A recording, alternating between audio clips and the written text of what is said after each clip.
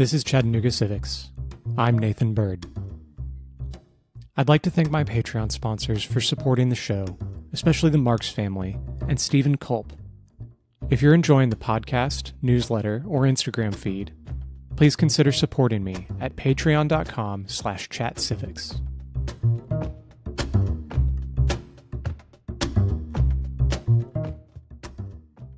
Sure. I'm Charles Wood. I am CEO and president for the Chattanooga Area Chamber of Commerce. It's a relatively new role for me, so I spent the last 11 years as vice president of economic development here. So let's start with a really basic question. How is the chamber organized and funded? Sure. So people kind of look at us as kind of this monolith entity, but we're actually two different organizations. So we have a 501c6, which is the Chattanooga Area Chamber of Commerce, and then we have a 501c3, which is the Chattanooga Chamber Foundation. So we're actually two different entities. We kind of share a mission, but there's different parts of what we do that lives under each. And so the 501c6 is focused really on membership and public policy.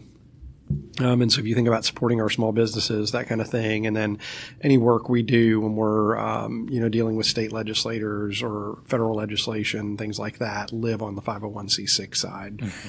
And then the foundation side, the 501c3, unlike most foundations in Chattanooga, it's really an entity that allows us to take in funding versus send funding out. And so we, under that umbrella, really lives kind of traditional economic development, our entrepreneurial efforts around the incubator over on the North Shore, our work around workforce development and talent. And so that's kind of where all of that lives from the chamber side of things.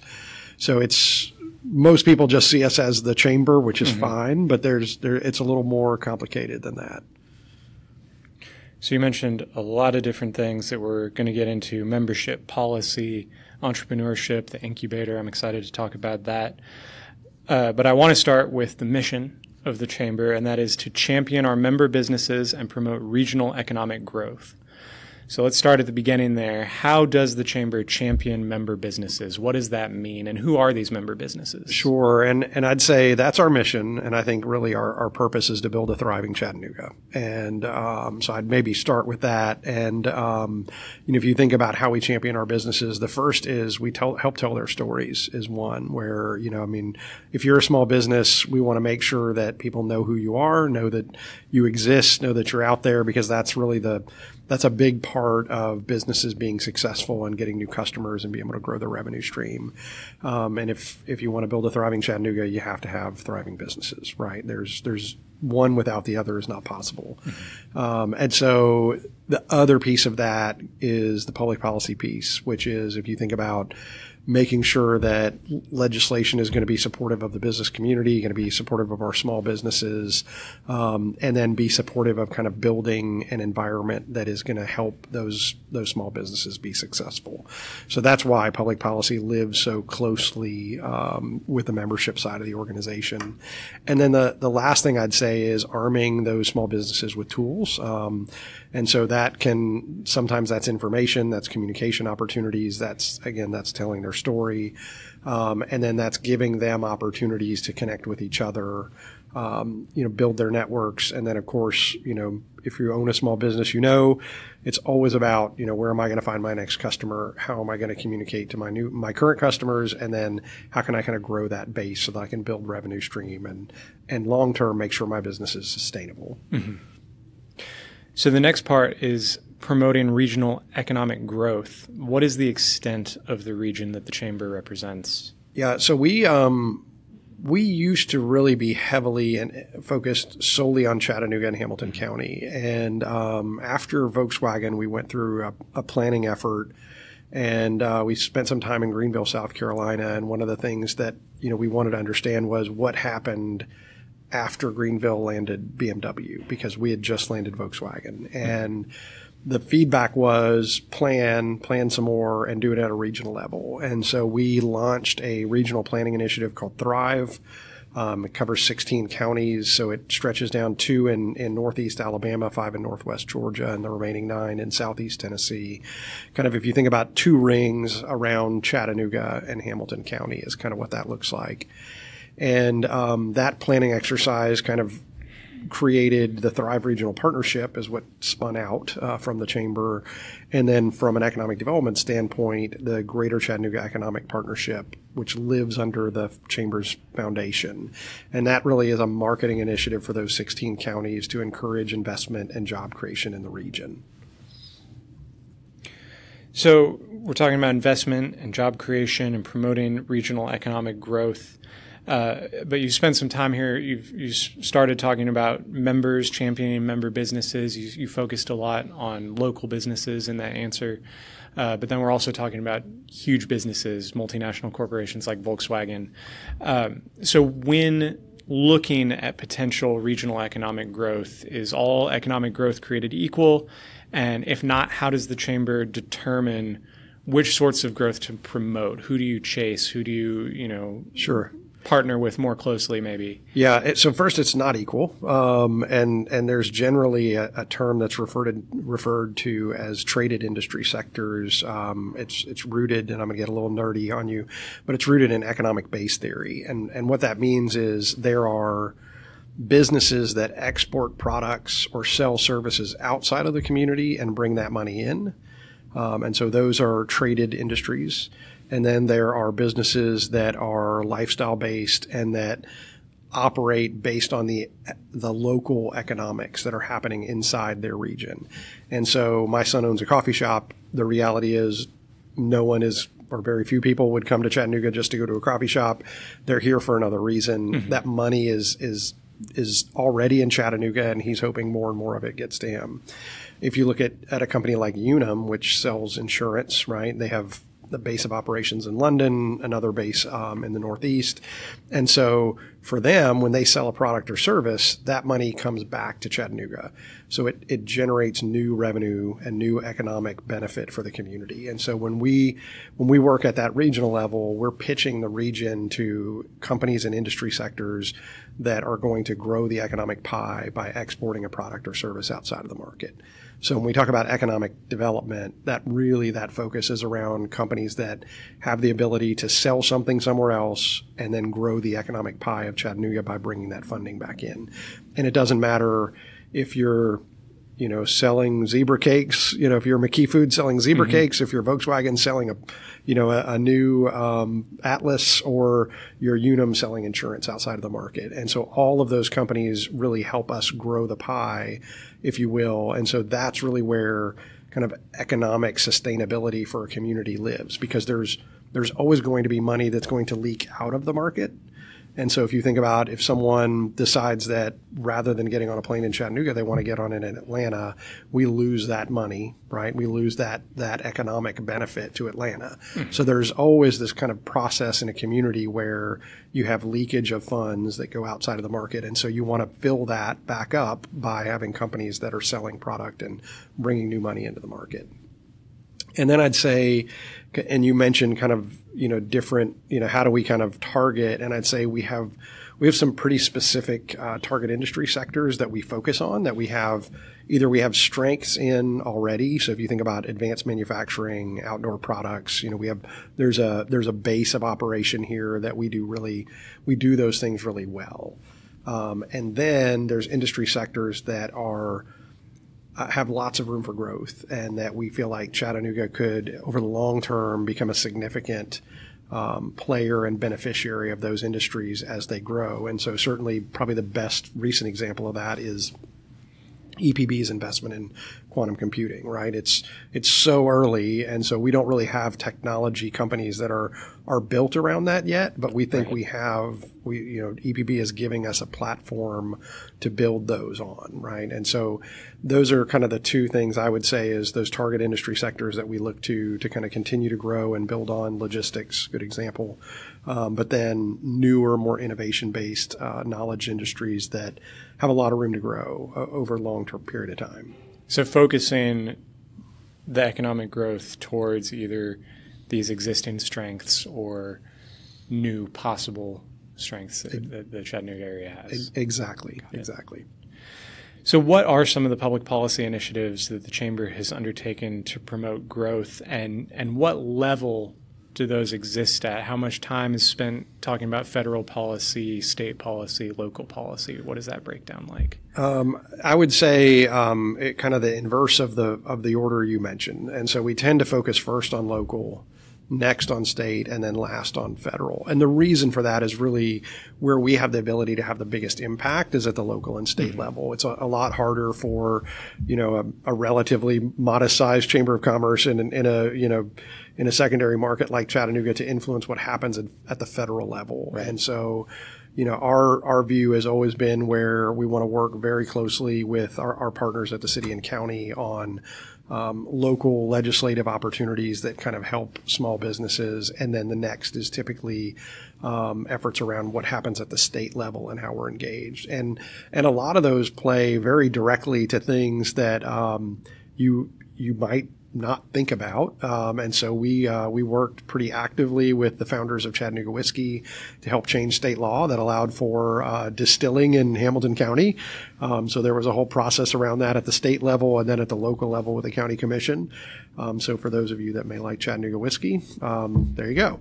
And then we've done something similar with Westar Aviation. We worked with our state delegation to support some changes to the sales tax structure for the state that would allow us to be competitive for the aviation industry in particular. And so that helped us really win Westar and win that project, which is now at the airport and has about 300 employees. And so those are, most of what we do at the local and state level, we make a really strong effort to make that a collaborative process where we're trying to work with our delegation. As an example, we've got some really strong folks at the state delegation that may have things they want to see and champion that we want to help get behind, and then kind of vice versa for us as we're looking at opportunities around how we support small business or our larger industry sectors and that kind of thing. Big focuses for us, certainly transportation is a key factor. If you think about from a state standpoint, we've seen a significant amount of investment and are definitely thankful for the delegation on, the level of investment that's happened at the I-24, I-75 split and what's going on Interstate 24 right now around the Ridge Cut and certainly Highway 27. And so there's a lot of that we need to make sure the infrastructure keeps up with the growth of the community. And then education is another where we've played a pretty active role in working with our superintendent here locally, as well as county commission and others in the past. We house a program under the foundation side of the chamber called Chattanooga 2.0, which is focused on, cradle to career education. And so if you think about early learning and future ready institutes and kind of those career focused efforts around what the workforce pipeline looks like, those are all big focus areas for us. So what form does this support take? And I'm specifically thinking about the aviation example, the Chattanooga whiskey example, saying you supported them through this process to change state and local regulations. Does that take the form of letters of support, or is it funding for some of those legal hurdles to pay for, lawyers and things like that? Or how does that actually manifest itself? So rarely is it something we would fund or underwrite financially, but it's much more likely to be whether that's a letter of support or that's, bringing groups together to have those conversations so that, industry is meeting with our elected officials, that kind of thing. So there's really strong dialogue and opportunities around that. And those opportunities for us where you're facilitating that ability to kind of convene folks together, let them share their challenges and what opportunities they see out ahead, and make sure that our elected officials are very much kind of aware and understand what those big challenges are, those big opportunities are for business. Right. So is it safe to say that it's kind of like a soft power support, providing networking, introducing people to one another, putting kind of the Chattanooga Chamber name behind an initiative. Absolutely. And I think that's a good way to put it is, for us, we do a legislative survey every year. We're kind of starting to put the finishing touches on that. We'll send that out to our membership, and they really provide the feedback on what's important to them. Mm-hmm. And so we take that survey. We have a public policy committee that basically works to develop that survey, takes that information in, and then that crafts our legislative agenda for the year. And so that helps us inform just where we want to be on certain topics and issues, and then allows us to communicate those up to elected officials. So I want to move on and talk about some of the planning that y'all have done to kind of form these agendas and figure out what the future of Chattanooga looks like. So I'd like to talk about the Chattanooga Climbs plan and also the Velocity 2040 plan. Could you explain what those are, how they're different, and what they're trying to accomplish? Absolutely. I guess about 5 or 6 years ago, we started a process that involved a number of folks to help us with some visioning work. And we brought in a pretty well-known futurist, which evidently there are futurists out there, named Rebecca Ryan. And she kind of helped us work through a process with a pretty significant amount of community partners. And so we surveyed 5,000 people, every zip code in Hamilton County in that process. And that kind of led us to a pretty broad vision with some key topics. So a few of those, one is every resident is thriving, right? And so that certainly squarely fits within the Chamber's mission and kind of our economic development and economic growth efforts. But others like, we want all students to have what they need to be successful in learning. One around transportation and infrastructure issues and things like that. So for us, that helped set a framework that's pretty high level, right? Not very tactical. And Chattanooga Climbs, and we've recently, we're kind of putting the finishing touches on our first 5-year strategic plan, which is called Chattanooga Climbs. And that's much more of a tactical plan, right? So there's some big picture goals around it. And then under each one of those goals are very specific tactics that we want to see happen. A couple of those from that last 5-year plan. One was we wanted to attract or build a group that could help us really work with ex-offenders to get them placed in employment. And so we, as part of that, it was specifically identified in that 5-year strategy.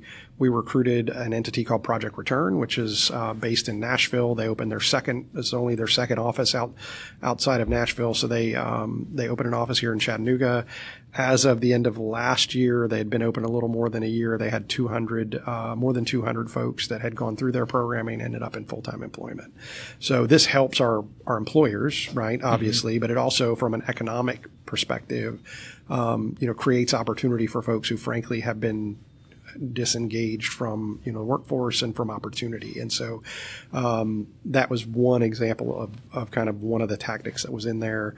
One of our other strategies in that plan was embedding employers and workforce training centers into low-income neighborhoods. And so, what kind of came out of that is the Nippon Paint project, which is under construction right now in East Chattanooga, and then the Construction Career Center that's there. And of course, lots of partners around this. So we didn't put in the plan, we want a construction career center and these are the partners that are going to be there. There's lots of things that go into it, but certainly those projects align very much with that plan. And so there's kind of 3 big pillars, and these have mostly carried over into the new plan that we're out kind of raising money around right now. But one is really around economic mobility, economic growth is one. The second is around workforce and education. And the third is around entrepreneurship and technological innovation. So those are the 3 big pillars. And then there's some guiding principles that kind of flow throughout that plan and cut across everything. So economic mobility is one, inclusive economy, right? If you think about making sure that regardless of what zip code you live in, whether you're in a rural part of the county, an urban part of the county, whatever race you are, whatever gender you are, this economy should work for you. It should create opportunity. And so that's that inclusive economy. And the last is collaborative leadership, which is kind of a baseline for Chattanooga. It's been a critical part of a lot of our success with public-private partnerships is that level of collaboration. So those three guiding principles kind of cut through all three of those pillars, right? And then the new plan is called Chattanooga Climbs Higher. So theoretically, we climbed a little bit. We want to climb higher with this next plan. And so that's a 5-year plan. We really hope to kind of start that work January 1. Of 2024. And so we're out raising funding around that right now. We've had a pretty significant amount of support and I think buy-in for those. And so I mentioned with the Velocity 2040 and then with Chattanooga Climbs, there's a process around building out that plan. And so we were very intentional with having a steering committee that was around that of about 50 people. It included elected officials. It included school board members. It included folks from the nonprofit community and foundations. So it's not just chamber members that are kind of involved in that because it lives on our 501c6 side, which is really bigger and kind of more thoughtful around the full community, whether you're a chamber member or not. And so for us, that steering committee needs to be really diverse, needs to bring a lot of people in and kind of make sure we're headed in the right direction. Mm-hmm. And so we take that input. We do focus groups around the community. This last time we held one at the Bethlehem Center. The previous plan, we spent time at Hope for the Inner City and had a number of folks from East Chattanooga engaged in that. And this time we did that. And then, of course, we did another survey. So we surveyed about 1,200 individuals. Again, I think we got every zip code in the county just to make sure that we are where the steering committee was headed. It's kind of a truth test to make sure we're still headed in that right direction. And then we used Ernst & Young as our consulting firm to really help us build that 5-year plan out. And so if you think about Velocity 2040, right, and kind of when we did that, it's a 20-year plan. And so the idea is the strategy, kind of is broken up in 5-year increments right. to really be able to execute and deliver very specific key performance indicators and metrics around kind of where we want to get to so we know if we're being successful. And then also very specific projects and kind of really audacious goals to try and improve our economic base and our opportunity around economic development. Mm-hmm. So I'll move on and talk about some of the opportunities that the Chamber provides for citizens, small businesses, things of that nature. And I want to start with the incubator. Can you tell me a little bit more about that project, what it is, what it provides, and how people can sign up? Absolutely. So first of all, the incubator is housed in the Hamilton County Business Development Center. It's been a long-standing partnership with Hamilton County, and they actually own the facility, which for those of you that didn't know, there's a 3-story brick building at the corner of Manufacturers and Cherokee Boulevard that Hamilton County owns. And in it at any one time are 30 to 50 early stage companies that are building pretty innovative and really interesting startups here in Chattanooga. And so we've had more than 500 companies go through that facility over the last probably 25 years. And some of those are really cool and companies you may have heard about. Branch Technology is kind of one of the all-star graduates, and they are focused around architectural 3D printing, which has done really well. But it's just a smattering and really interesting mix of companies. So last year, Hoff and Pepper graduated out. I think they're in 20 to 30,000 square feet now in Alton Park, and they're up over 20 or 30 employees at this point. And so, of course, I think if you've been at a restaurant, Hoff and Pepper hot sauce has been on the table probably, right? So they're now in, I think, 1,600 Whole Foods across the country and doing really well. Coco Asante just graduated out here in the last few months into bigger space, and that will help her with her chocolates and things like that. But it's just a really interesting mix. We've got companies that are in the robotics sector, a company called One Off Robotics that's in there now. We have a couple software developers. We have a group that's in financial fraud detection and monitoring and things like that that's there. So it's the building is zoned for manufacturing, which allows basically to do just about anything in the building. We don't do retail because really having customers come and go is complicated. But if it's consumer products, if it's manufacturing, we have a group in there right now that's a medical device group. The space is pretty flexible, and we generally are, I try and explain to people, we're terrible commercial landlords, right? So we take in entrepreneurs that may or may not have revenue, may or may not be able to pay the rent in the next 6 months. And then we keep them for 3 years. They can pitch for a 4th year if they want to stay. By then, hopefully they're really successful and they're making money and they're doing well and they'd be a great tenant, and we kick them out and to make room for the next round of entrepreneurs. And so it's, it's a really interesting kind of model. But for us, it's all about making sure that those companies have a safe place. They're surrounded by like-minded people, right? These are other people that are building something and, trying to scale their business and their idea.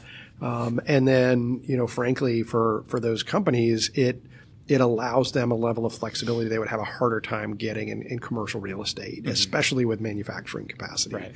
So, certainly during COVID, Hoff and Pepper had to scale back pretty significantly, right? I mean, if you think about the impact on the restaurant sector, and so we allow companies to do that. I think they may have been in 5,000 to 8,000 square feet, they went down to a few offices, and then they scale back up after, if things got better. And so that ability is very helpful for a lot of entrepreneurs that are out there that are, they have some growth plans in mind. They don't know exactly how they're going to play out. And so it gives them the ability to expand and shrink back as needed, over that 3 to 4 year window.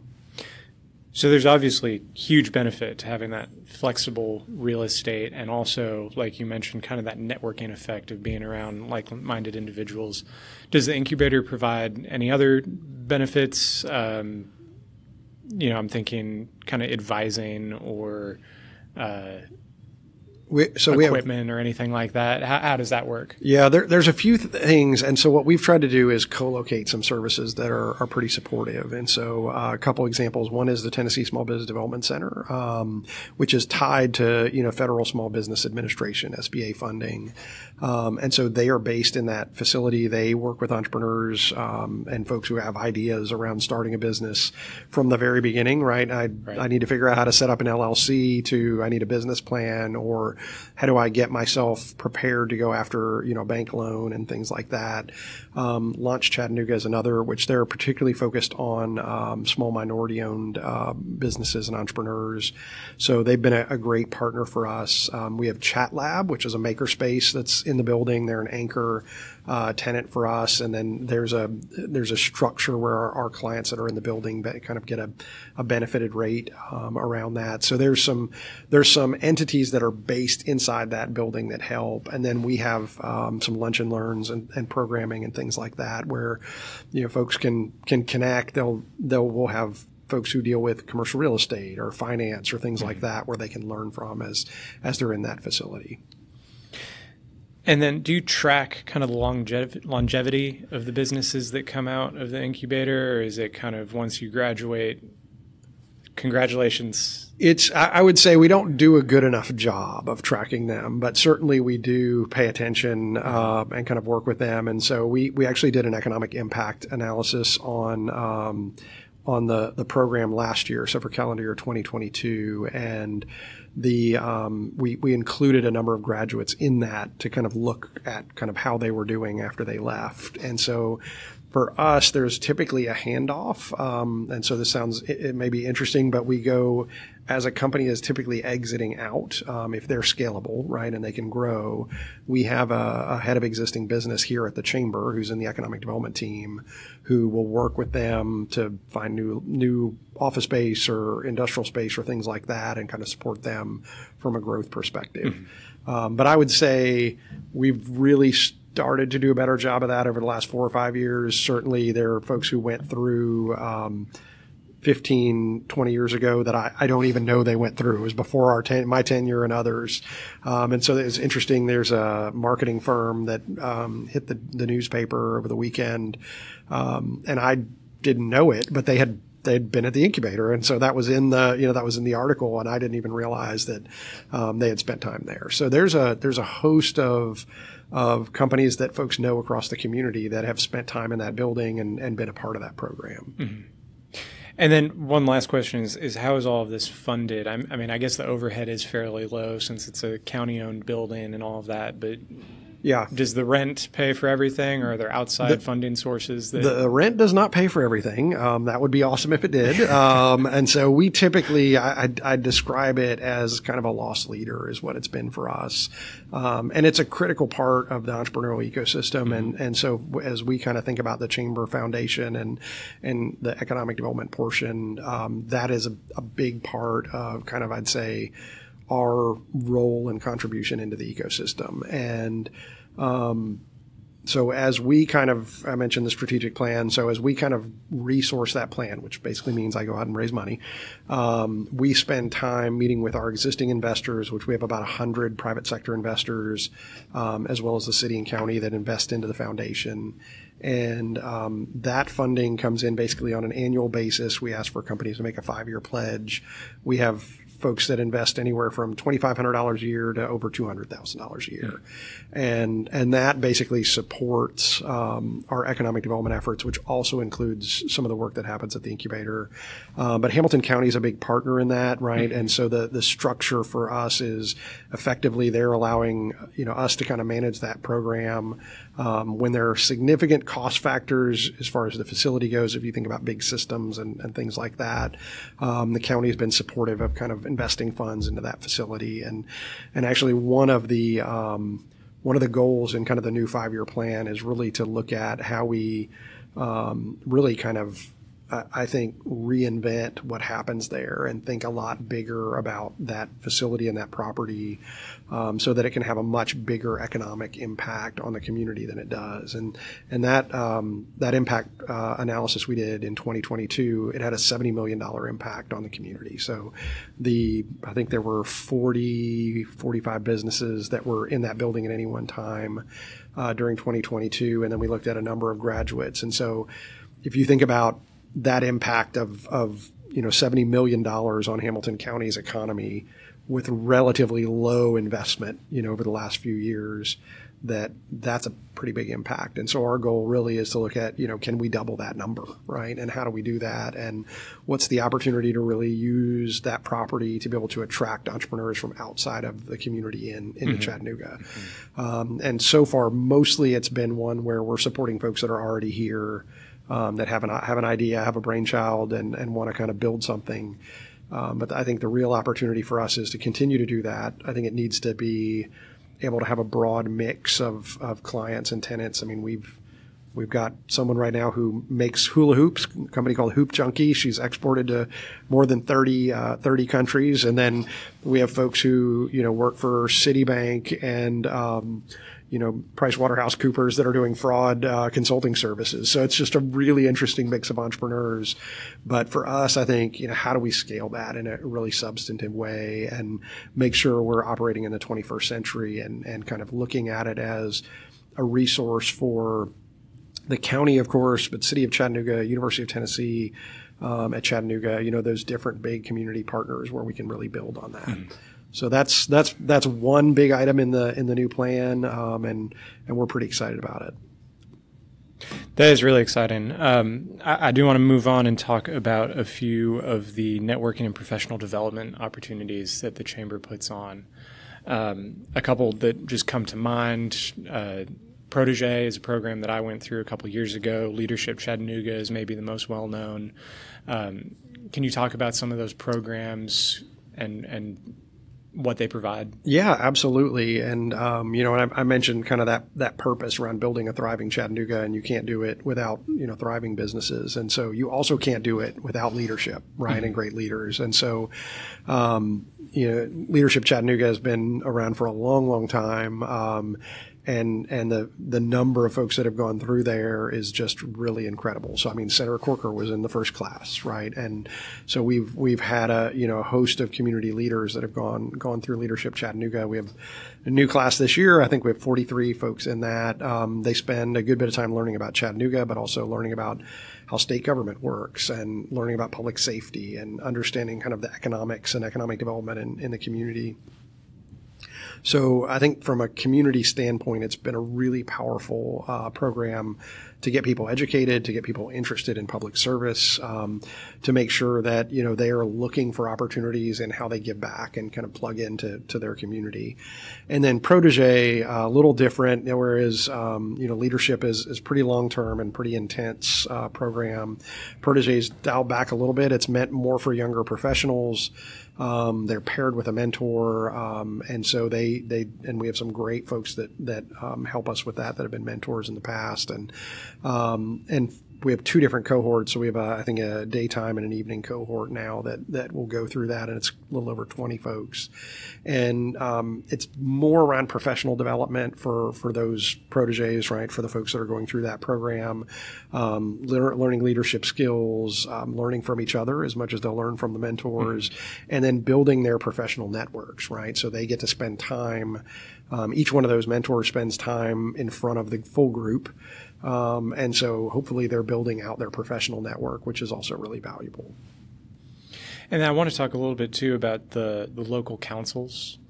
And can you explain how that works? Especially, for people listening, maybe you're not in the position of owning a small business or wanting to be involved in this more policy space, but the local councils being that place to kind of network with other businesses. Absolutely. So the chamber has a number of kind of geographically based councils. And so if you think about, we have one for Red Bank and one for downtown and one for, Collegedale, Ottawa, and another that's Midtown Council. So if you think about the Brainerd area and things like that. And so we have 11 kind of geographically based councils. We have one that's not, which is our International Business Council. And it's, each of those groups kind of charts a little bit of their own destiny. So they have a business plan that they develop out that's a multi-year business plan, and it focuses on things that tend to be very, very tied to that specific geography of Chattanooga. And there's a board for each one of those councils, and they kind of, each of them determines really where they want to focus. But there is, small business people. So these are mostly folks who own businesses in those specific areas. And it's a way for them to network, without a doubt. It's certainly opportunity for them to grow their business and sales and that kind of thing. But it also provides really kind of a very community-centric way to be engaged in that specific geography, right? And so we have a number of those councils that are engaged with their local high schools or their schools. They've raised money. They've done work in the schools. They've been involved in career guidance and things like that with students. They've also been involved with kind of and connected to their elected officials that cover their specific areas, whether that's city council members or county commissioners or state legislators. So it's a good way for them to build that connectivity at kind of a hyper-local level. And then certainly, you don't have to necessarily even be a chamber member to attend those meetings if you want to go. And, typically they're done around coffee or lunch. And they will oftentimes have an after hours a few times a year, that kind of thing. But it's really an opportunity to kind of engage at a hyper local level. And so, a good way to kind of get plugged in and learn about what's happening, in all those communities around the county. Fantastic. Well, I have one last question, and this is our Patreon supporters get the chance to submit questions to any of our guests. And so this is a question from Stephen Culp. How can companies large and small better contribute to Chattanooga's civic well-being working together? Our community faces major challenges in education and other areas that collective will, influence, and resources might help address. It's a great question. And so, Stephen, if you're listening, thank you for asking that. And I would say, one of the things I love about Chattanooga is there is no shortage of ways to get connected, right? And, the chamber has some paths, and we talked about those with the councils, and there's a number of committees and things like that.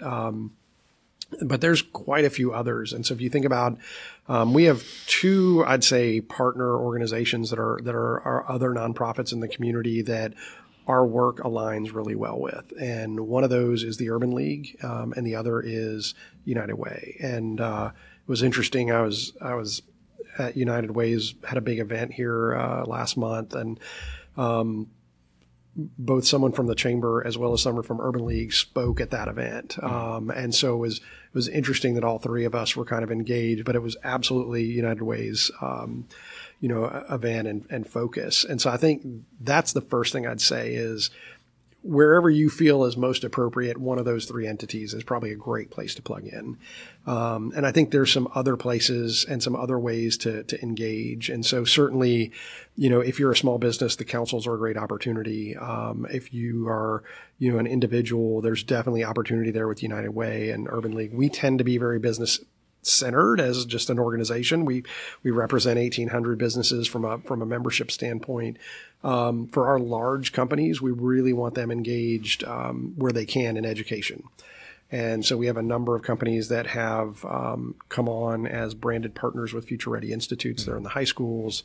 It's a big lift. Those companies commit $50,000 a year for 5 years to be a part of that and kind of brand those.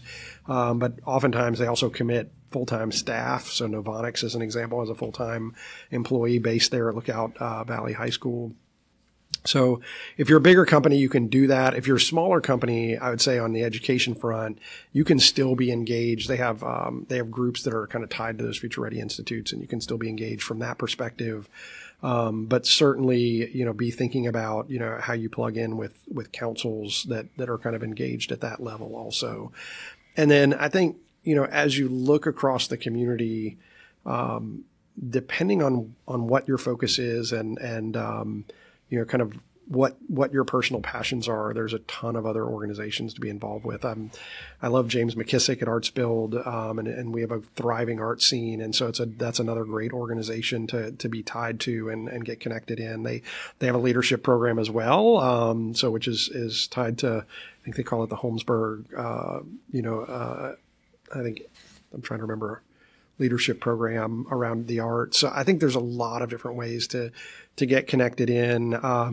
It's always funny because we have this kind of push and pull dynamic in Chattanooga where I think historically we've been very welcoming as a community. We're probably now a little worried about growth. And so it's funny. But for me, I'm like, I think the more the merrier, but we want folks that if they're going to move here and they're going to come here, that they become a part of, the social fabric of the community. Right. And so, we want people that are going to engage in those things, are going to help us solve big problems. And, Chattanooga is a place where we've solved big problems before, right? I mean, we had a dying downtown and we had lots of community engagement and being involved with kind of how that got reborn and reinvented. And so I think looking for those opportunities to plug in. And so right now, I know the city's got a survey that's out, that's being pushed pretty hard around in the county also around long-term planning. And so, don't even have to get off your couch. I mean, just like get on and fill that survey out. And so, I think, certainly for your listeners that are out there, they obviously care. They're not listening if they don't care about Chattanooga and don't care about Hamilton County. And I just encourage you to look for those opportunities to get connected.